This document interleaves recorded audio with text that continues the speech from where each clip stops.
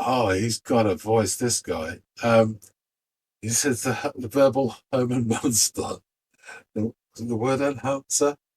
Um, and it's about foaming mobsters patrolling the dance floor. That's really funny.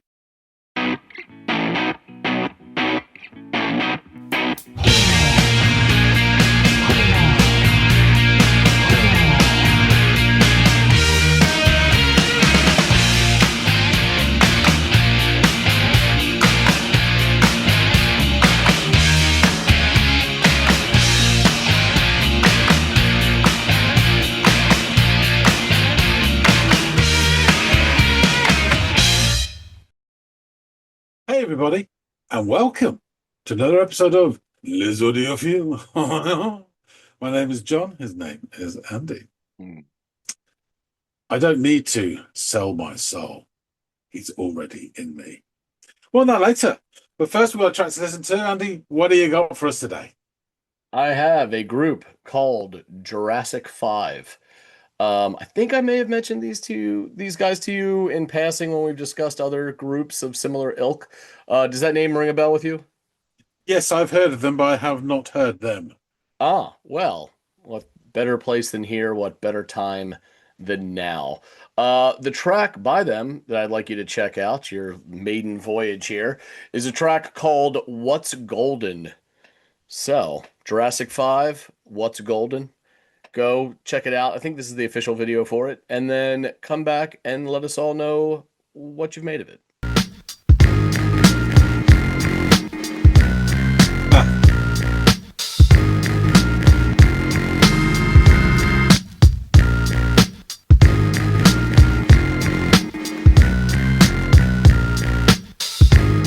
Check it out now.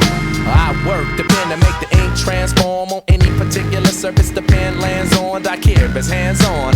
What's the beef? The coolie high code chiefs, high post techniques. I drape off poetic landscapes and shapes. Illustrate the paper space off the pens that paint. Then design what habit National Geographic or magic with tailor-made status and plus flavor that's automatic.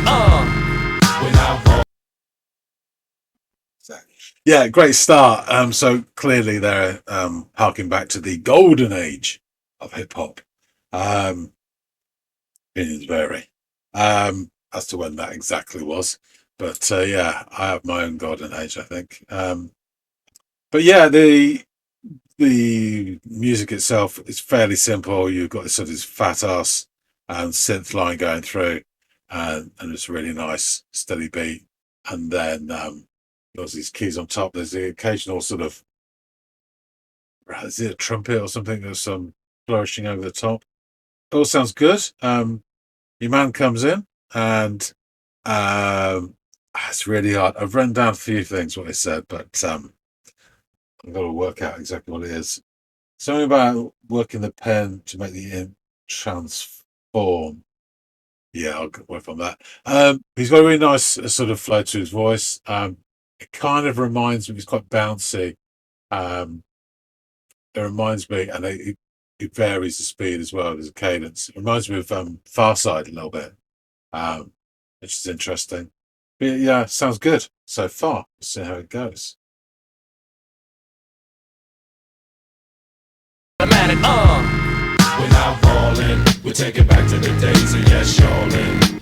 We're holding on to what's golden. On the stage, I rage and I'm rolling. We're not falling, a shot calling. We take it back to the days of yes, y'allin'.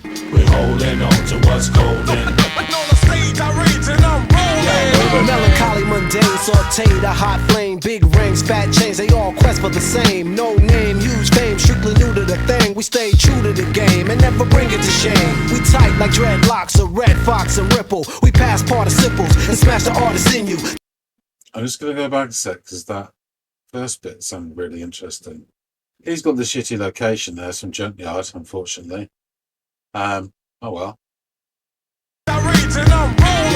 Melancholy, mundane, sauteed, a hot flame, big rings, fat chains, they all quest for the same. Yeah. No name, huge fame, strictly new to the thing. We stay true to the game and never bring it to shame. We tight like dreadlocks, a red fox and ripple. We pass participles and smash the artist in you. The saga continues. This I won't get into, cause there ain't enough bars to hold the drama that we've been through. Yo, we still the same with a little fame, a little change in the household name, but ain't too much change. We in the game, yo, but not to be vain. I refrain from salt grains to season up my name. We entertain for a mutual gain from close range, steady aim. My drum at your head to hit the brain. I'm labor ready, roll scholar for the dollar.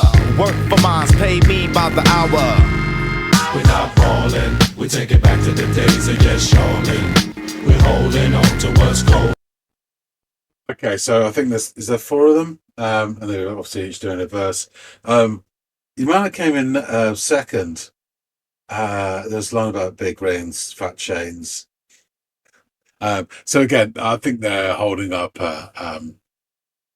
comparing the golden age to what's obviously, and this must be much later. The sort of the nonsense gangster bullshit rap, all the big chains and the Glocks being held sideways and all that, which I personally really dislike as well.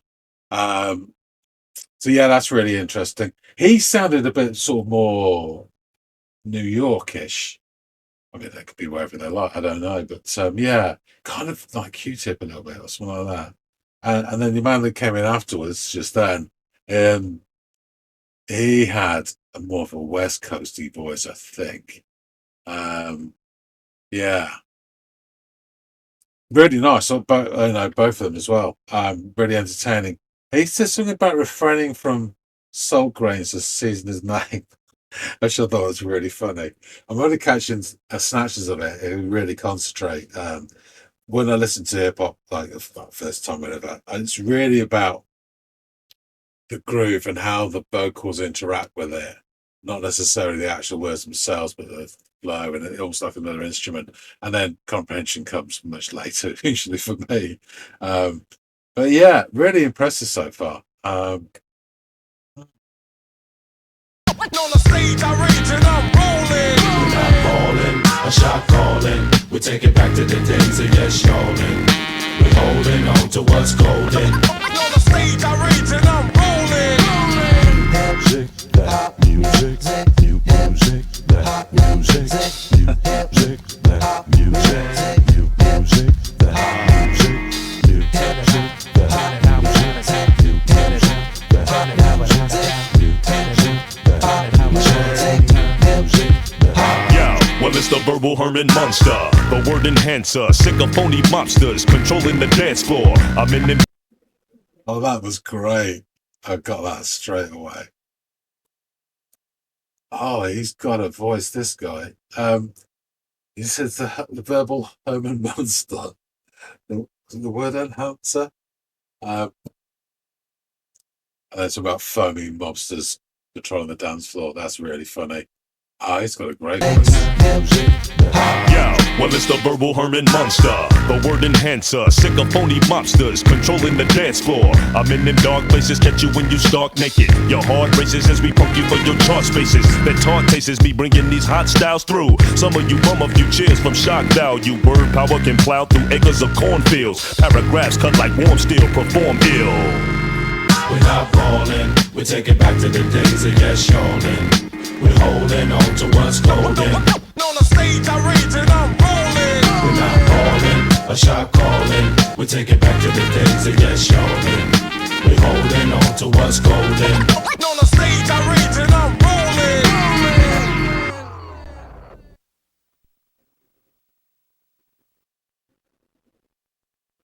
Yeah, I enjoyed that. It was fun. Yeah, and it was a nice introduction to the various guys from the band. Yeah, it all sounds great. Yeah, real sort of fun callback to times. I think in a way, hip hop was taking itself in a way less seriously. Or I mean, you can't take the sort of gangster rap that seriously, although it did have serious repercussions, obviously.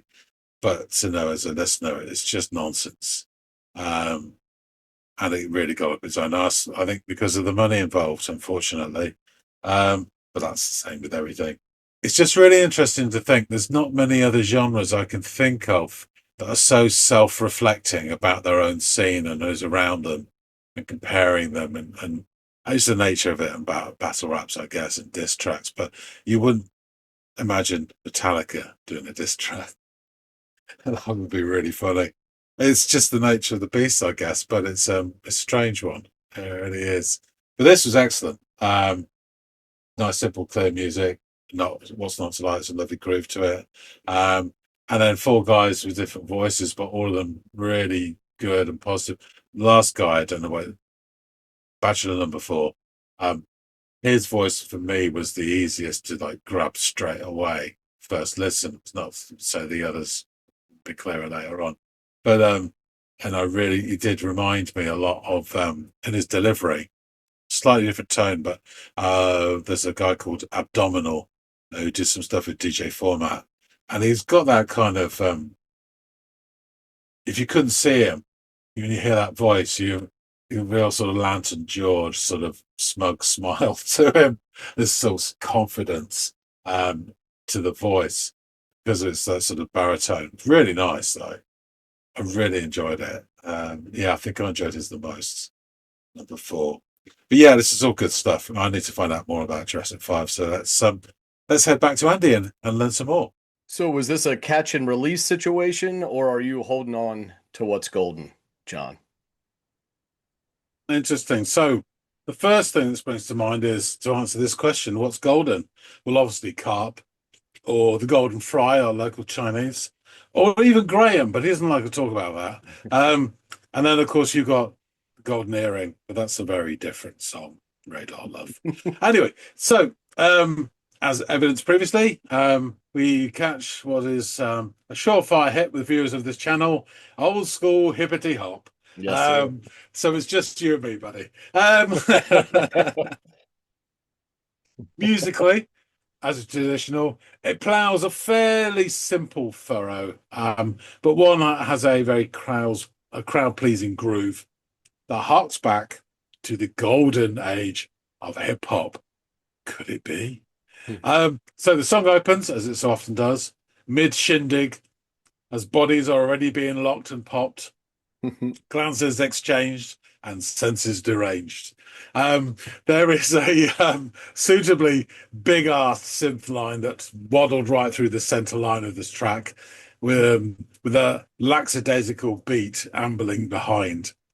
There's also some sort of keyboard sounds which kind of lighten the overall feel of the track in places, and littered throughout are these little trumpet trills that fly out like party poppers every now and then.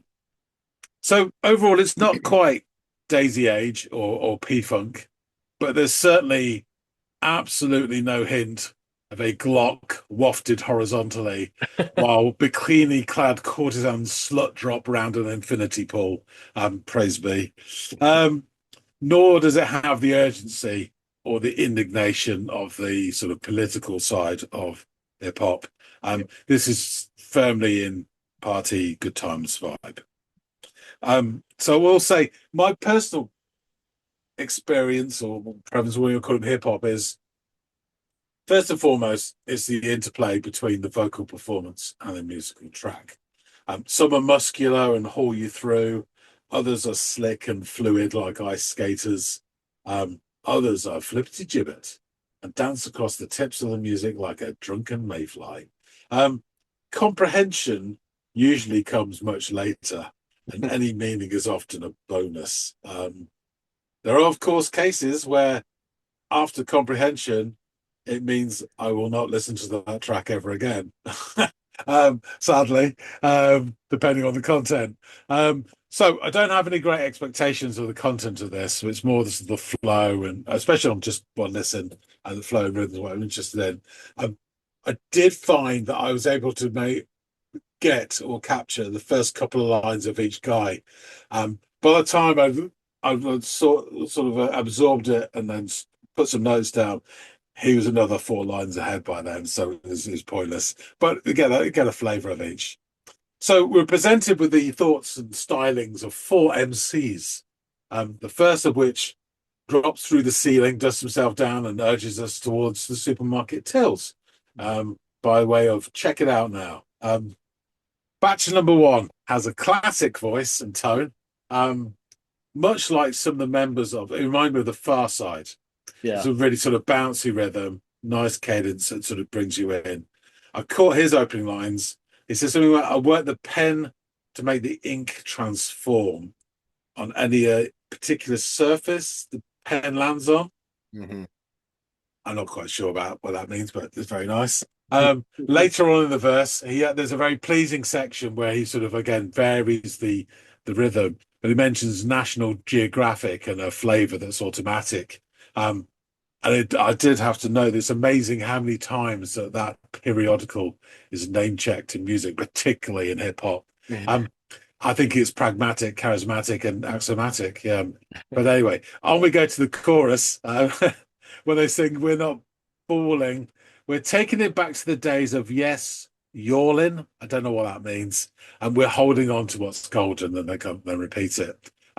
This backs up my initial impression of looking back on that time. Indeed, the title seems to infer them outlining what they believe is golden. It's an arguable, what some people think is the golden age of hip hop compared to others. I have a particular time in line, which is probably just a bit after what some people will call golden, but I don't know, but definitely before some of the other stuff.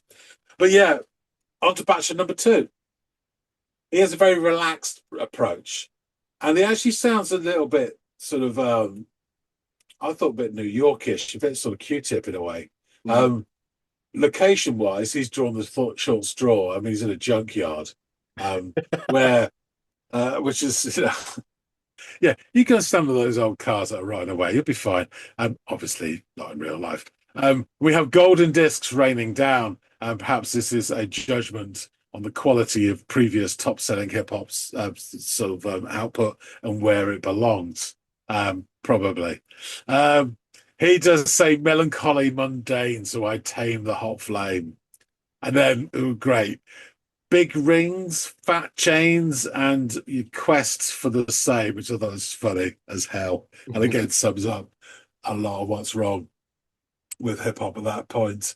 It made me think, I don't believe there is another musical genre that's more self-reflecting than hip hop. You're absolutely It's the nature of the beast that they start. I mean, from battle raps to diss tracks, it's they spend as much time talking about everybody else around them as them. Then the rise of the real sort of gangster and then the money hip hop. They talk about bigging up themselves, but it's also make sure you put others down as well, so they don't rise up as quickly as you. I think it probably started with NWA and Ice Cube. There's proper diss tracks there. But that was all interpersonal, and then it sort of spread, and then you got East Coast, West Coast, and all sorts of fucking nonsense, and people dying and ridiculous. But what's interesting about that, John, is that also, like, I don't want to dig too deep into this or speak out of pocket, but like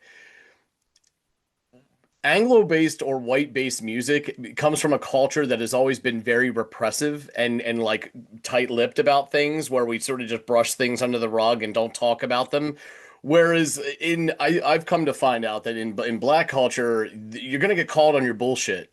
There's no qualms with that, or like, oh, it's not right to do that, or there's a certain etiquette. No, if something's wrong, no matter how much somebody means to you or how much someone means to you, you call them out on what you think they're doing wrong, and they're very open about that. And I that's fucking refreshing, and I think it translates into the music as well. Whereas like with rock, yeah, you'll get interviews here and there where they're sniping, but no one's ever writing a song like "fuck hair metal" during the grunge era, or "disco sucks" as written by a classic rock artist, or something like that. Like, you're not going to have that. So I find that quite interesting, and like I said a moment ago, really refreshing that they'll just say what they feel. There are some diss tracks. I mean, it'd be hard to imagine like Metallica doing a diss track, but you wouldn't be surprised to know that Pavement did. And the Fall did as well, for slagging off other people. But you're talking about the sort of the approach as well. If you think back to, we won't get too stuck in this, but very briefly, Motown when it came along, although it was, music of black origin and, the rest of the guys in there were black, it was curtailed with a view to appealing to Mr. and Mrs. White America. So they weren't really that expressive. And then you got the breaking out of Marvin Gaye in particular, what's going on and stuff like that. And into that 70s soul, that was really expressive in a different way, calling Yes. out. But they didn't particularly call out each other. It's just really interesting that hit its heights in sort of began in late 80s. But yeah, really interesting stuff. We can go on for ages about this. Yeah. So no chorus this time. After this verse, we go straight into Bachelor number 3. He has another classic voice. It feels more old school than the rest. There's really smooth flow. Again, really pleasing. I liked each voice actually, and they were all different as well, which is really cool and hard to do. And he says something about being in the game, but not to be vain. And then a really great line, I refrain from salt grains to season my name. I thought that was like fantastic. Really, really clever as well. In terms of like the imagery of seasoning and salt grains, and refer that to like bling as well, and all this sort of stuff. With loads of things there. So then after that, we go back into the chorus and we exit to a very brief interlude, which is again, it's like a bridgy type thing where they reiterate that we're listening to hip hop music. Thanks, guys. I wasn't quite sure. I found that bit really sort of weird and awkward, but then I'm no fan of bridges, as you well know. And then Bachelor number 4 is the last to take the podium. And he opens with this wonderful couplet, which I did drag back to make sure I got it all. Well, it's the verbal Herman Munster, the word enhancer, sycophonia monsters controlling the dance floor. I mean, that's just wonderful.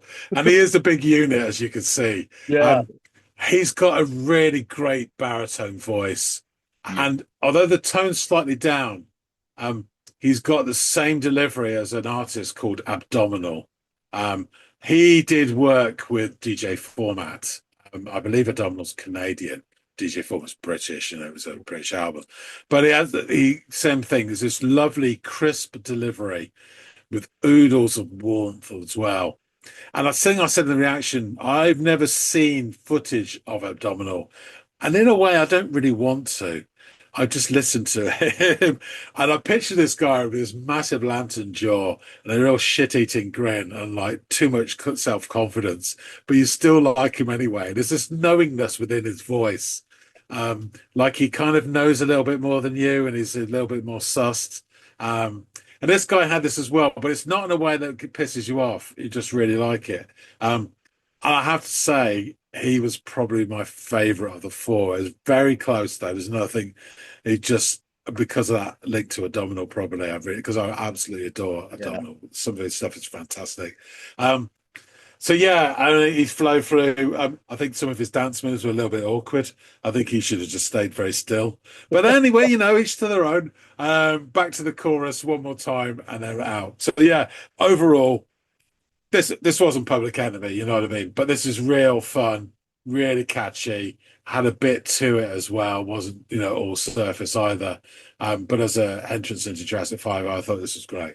Yeah, awesome. I'm really, really glad you liked it. Yeah, this is just fun, man. It's just fun music. And I love the subject matter because you and I have often discussed or lamented about the different I get it, whatever, but like who are you posturing for and like what's being moved forward as a result of that? And maybe that's our own expectations are the issue there, but there was a genre of rap that preceded what you just mimed that was very conscious and was either about having fun with your people or about instilling change or instituting a change for the betterment of your community. And then it went into something else where it became the calling out one another for not participating in the bettering of the community devolved into pointing fingers over is basically a dick measuring contest. And that is, who cares about that? Like, there's no greater purpose in any of that. And it became a giant distraction for a genre that frankly didn't need a PR distraction like that when there was already so much baggage that comes with all of that. You know what I mean? To sum it up, without going into details, but for obvious reasons, right? But John, it looked like you had something to say. Yeah, so you got this escalation. You're right. You're absolutely right. But if you look at the early days, NWA, Public Enemy, etc., they did. They came from different places, but they were still calling out stuff and fighting against, real situations within there. Then you have the fun guys at Cypress Hill, which just you want to get stoned, and they did talk about silly stuff, but you couldn't take it seriously. But then it escalated as it was into this like gangster rap stuff, and then it became this capitalism where might is got, and gold is right, and it created a situation where you got like one of the biggest selling artists was fucking Puff Daddy, who's absolutely a shit, Yeah. rapper. And it was almost falling under its own arsehole, all this, and until a couple of different artists came along and really kicked it, its own arse, one of them being a white guy, as I'm sure you know who I'm talking about.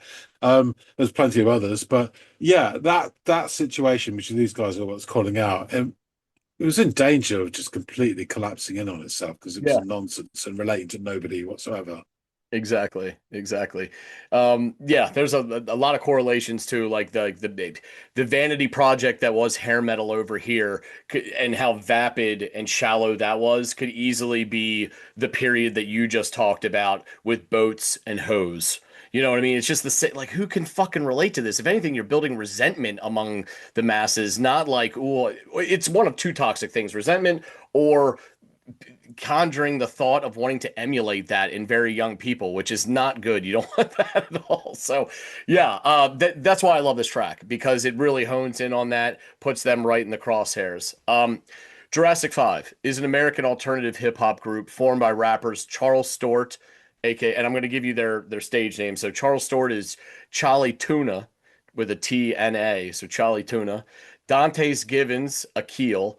Courtney Henderson, Soup, aka Zakir, and Mark Stort, aka Mark 7, and disc jockeys Mark Potzik, DJ Newmark, and Lucas McFadden, Cut Chemist.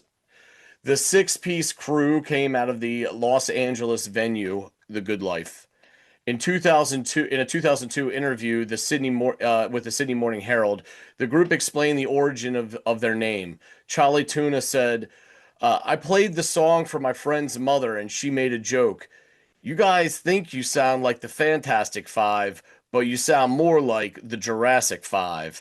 And we started laughing, but, well, the name stuck. Jurassic 5 debuted nationally in 1995 from TVT Records with their single Unified Revelation. The group released the Jurassic 5 EP, their first record, in 1997. It cemented their position in the 1990s alternative hip hop movement, alongside artists such as Company Flow, Black Star, and Kool Keith. They later signed to Interscope Records, and the EP was repackaged with additional tracks and released in December of 1998 as their first full-length album debut, entitled Jurassic 5. This was followed by the album Quality Control, which peaked at number 43 on the Billboard 200. In 2002, they released Power in Numbers, which peaked at number 15 on the Billboard 200 charts, and featured this track we listened to today, What's Golden. Jurassic 5 eventually toured without Cut Chemist, who left the group to pursue a solo career. The remaining 5 members released Feedback, their final album, on July 25th of 2006. The album peaked at number 15 on the Billboard 200. The group split in 2007, with the breakup being attributed to disagreements among members of the group. And in 2013, the group reformed, including the return of Cut Chemist, for the Coachella Valley Music and Arts Festival and an international tour, primarily in the UK, but also including dates in Ireland, Portugal, Spain, Japan, and the United States. They played at Glastonbury in 2014 and had a word of mouth reunion tour during the summer of 2014. In 2016, they released their first new song in a decade, Customer Service. And now we're coming up on a decade since that track's release, so who knows? Maybe there is another one on the horizon. So, as mentioned, this track features on the group's third studio album, Power in Numbers, released on October 8th of 2002. It picks up where the previous album, Quality Control, left off, with a short double bass sample playing the same riff that the last song on Quality Control, Swing Set, had ended with. So it's almost like this pregnant pause between two halves of a double album, in an odd way. This track, What's Golden, features samples from Public Enemy's Prophets of Rage and Clive Hicks's Look Here. At Metacritic, Power in Numbers received an average score of 76% based on 20 reviews, indicating generally favorable. The album was also included in a certain book that you now have 2 copies of, entitled 1001 Albums You Must Hear Before You Die. So I'm sure you don't have it readily available, but if you skim to the 2002 section, methinks you'll find a write-up on this album. Writing for Albumism and celebrating the 20th anniversary of Power in Numbers, Jesse Ducker offered the following. As a hip-hop head, experiencing mainstream rap music during the early to mid-2000s could be depressing, which is kind of what we were just discussing. The superstars of the day frequently centered their content on acquiring material wealth, but mostly lacked the personality to make their music even remotely interesting, which pretty much made this era the doldrums of the genre. But every once in a while, a group like Jurassic 5 would drop an album like Power in Numbers through a major label to keep things interesting. Power in Numbers is their best release as the members of J5 improved in all areas of their execution. The lyricists' writing abilities had improved, and they all sound more fluid, both when kicking traditional 16-bar verses and when working in tandem, hot potatoing the mic from MC to MC. Though they're all still adept at rhyming about their own skills, they also do well when they branch out with the subject matter. Adding of this track, Jurassic 5 also excelled at giving their listeners what they were best known for, which was the old school influence beat and lyrics oriented hip hop. What's Golden, Power's first single, is the crew's dedication to hip hop's golden era, which each MC expounds on how hip hop shaped their lives and added potency to their words. In his review of the album, Scott Thill of Pop Matters opines on this track, Newmark's fresh production on What's Golden is a head-bobbing paean to technical, lyrical, and musical artistry, and the hip-hop history hiding in the grooves only helps to further engineer their timelessness. He then added of the album, Power in Numbers is the finest hip-hop album released since Black Alicious' Blazing Arrows, which itself was the finest hip-hop album released since J5's previous album, Quality Control. It's just that J5 has, thankfully, set the bar so high, and since so many of their songs are conscious condemnations of apathy and ignorance, people are going to be watching them closer than cats like 50 Cent. That's just the price of genius, something J5 possesses in excess. And finally, over at rapreviews.com, Steve Flash Juwan provided the following. Power in Numbers is both a call to arms for their loyal fans and a challenge to those who have not given Jurassic 5 their chance to shine. The production throughout by DJs Cut Chemist and Newmark provides the solid foundation for Charlie Tuna, Zakir, Mark 7, and Akil to build upon. The house they raised does not have a rarefied air. In fact, it's very clear and refreshing. The Doors welcome everyone from legends like Big Daddy Kane and Percy P on A Day at the Races to the new Jack vocals of Nelly Furtado on A Thin Line. From the insanity of Cool Keith on DDT to the hardcore beats and rhymes of the Beatnuts' own Juju on one of them. The lyrics to the lead single, What's Golden, pretty much says it all.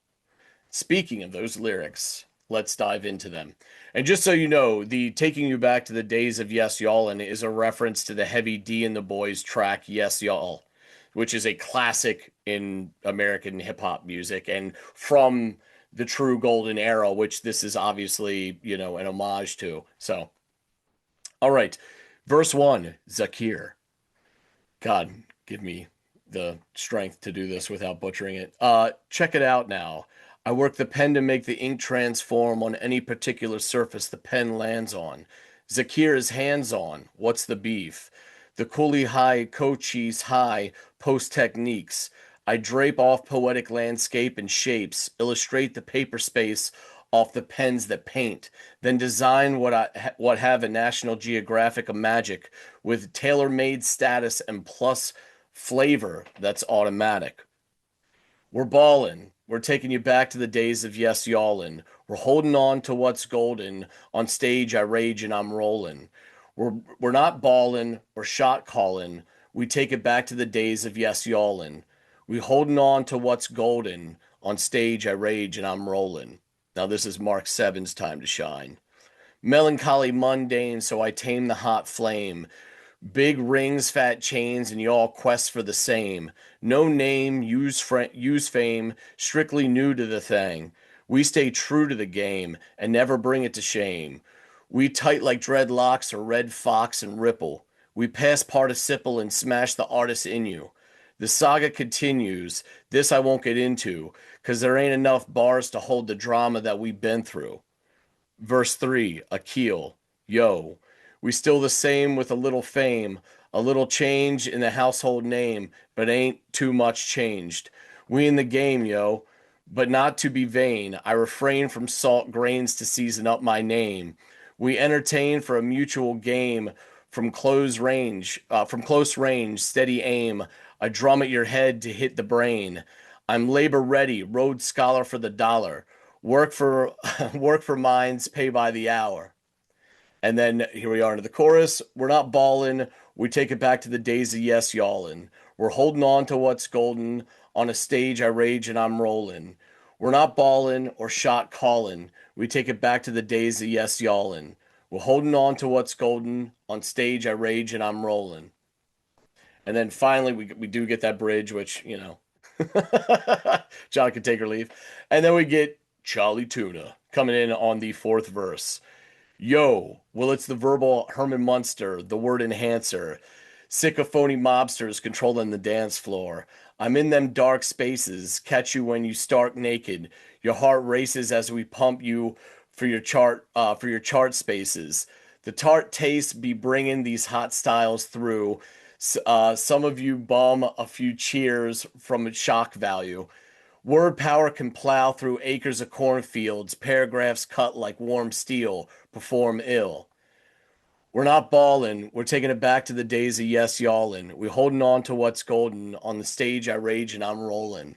We're not ballin' or shot callin'. We take it back to the days of yes y'allin'. We're holding on to what's golden. On a stage I rage and I'm rollin'.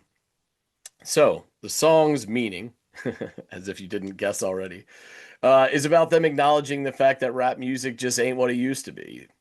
So they're trying to say that unlike other rappers that are just in it for the money, fame, etc., J5 are not about to let real rap die. So there you have it. This is probably, in my opinion, one of the great examples of like calling out what's wrong with a genre of music, and providing exemplars on what it's supposed to be. So yeah, the first time I heard this track, I was like, "Fucking, this thing is awesome." And then it was all over the place: video games, media, this, that, and the third. So yeah, it's a great tune. I'm really glad you enjoyed it and absorbed it for all that it was offering. It was just great song. Awesome. Glad you liked it, man. But like you said, it'll probably be us two and a few randos who are Jurassic 5 fans that click on our channel for the first time. Everyone else is going to be like, where's the post-punk? So there you have it. But yeah, thanks so much for checking it out. Guys out there in the listening audience, Please let us know what you thought of this track, What's Golden by J5. If there's other stuff from this album or its amazing predecessor as well that we should check out, or even the album that followed this, which actually was probably did the best in the charts, even though it wasn't the best in my opinion. Any of their stuff, feel free to shout it out in the comments field below, and we will check it out on a future episode. Our Friday episode is dedicated to songs that you guys offer up. Also, please like, share, and or subscribe if you haven't done any or all of those things. We really do appreciate it, so thanks in advance. And hopefully John and I will catch all y'all in growing numbers on the next installment of the Audio.